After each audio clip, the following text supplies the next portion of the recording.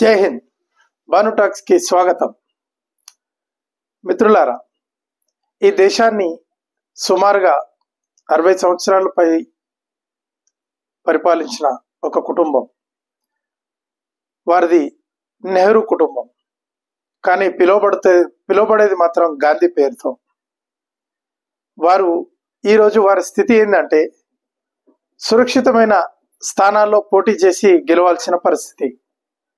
సురక్షితం అంటే అది కూడా 50 లేదా 60% ముస్లిం జనాభా ఉన్న స్థానాలు వెతుక్కొని మరీ వెళ్ళి అక్కడ పోటీ చేసి గెలవాల్సిన పరిస్థితి.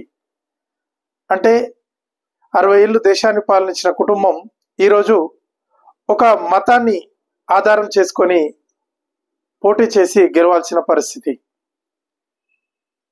కేవలం మతం ఆధారంగానే కాదు, నిషేధించబడ్డ జమాతే ఇస్లామీ సంస్థ మద్దతుతో వాయనాడులో ప్రియాంక గాంధీ గెలవడానికి చేసిన ప్రయత్నం చివరికి అక్కడి సిపిఎం ముఖ్యమంత్రి స్టేట్మెంట్ ఇవ్వడం జరిగింది.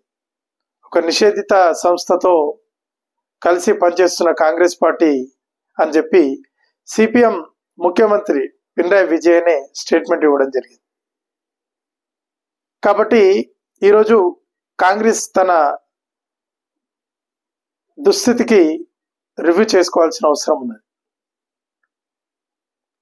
ఇది కాంగ్రెస్ రూపాంతరం చెంది చివరిగా ఏమవుతుందో, మరి ముస్లిం లీగ్ గా మారుతుందా? ఇప్పుడు అక్కడ వాయనాడులో ముస్లిం లీగ్ తో పొత్తుతోటే ప్రియాంక గాంధీ ఎన్నికలకు వెళ్ళడం జరిగింది.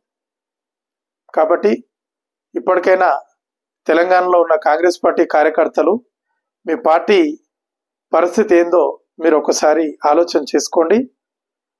ఇది పూర్తిగా ముస్లిం లీగ్గా రూపాంతరం చెందే లోపే మీ మనసులో కూడా మార్పు రావాలని నేను కోరుకుంటున్నాను.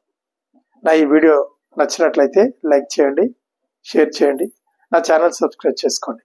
జై హింద్.